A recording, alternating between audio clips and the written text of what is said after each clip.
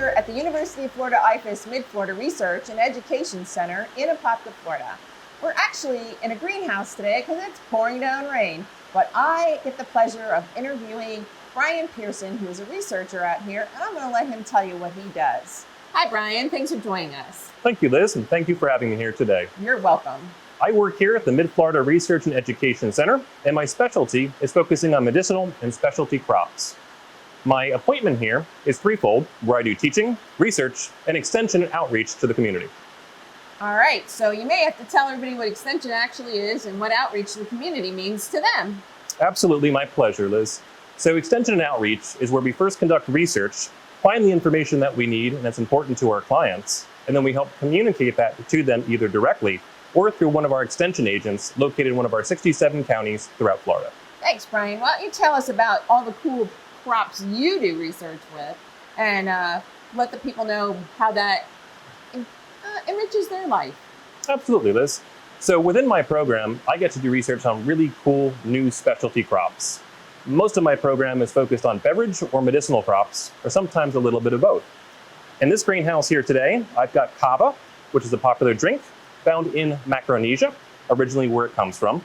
The plants are grown, they harvest the roots, and they make a drink out of it, which helps with relaxation and helps people fall asleep easier as an alternative to traditional or prescription medications. Beautiful. So let's talk about how you propagate that. I see you brought a little one with you today.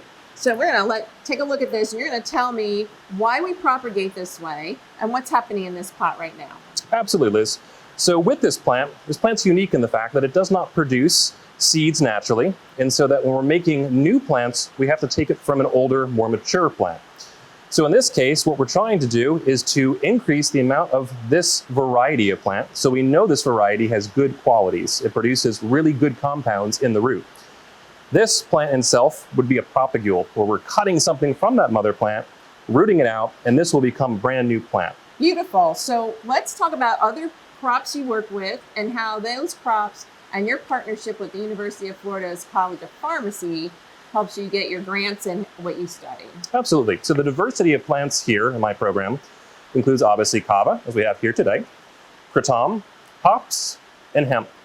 And so working with the College of Pharmacy, one of the things they're interested in is as we produce this, they're gaining knowledge as we're sharing it about how fast the plants are growing, how well they're doing, and then they are extracting and analyzing the compounds from these plants, and they can later use them for both animal testing or human testing that's been approved. Sounds great.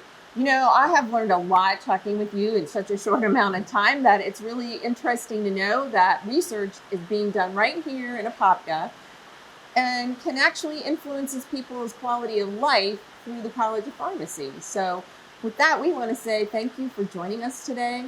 And hopefully you'll let us come back when you get some more results and we can chat again. Absolutely. Thank you so much, Liz. Thank you. Well, that was fascinating and informative and exciting to know that they're working on crop production that will eventually become a pharmaceutical that can help you with your life.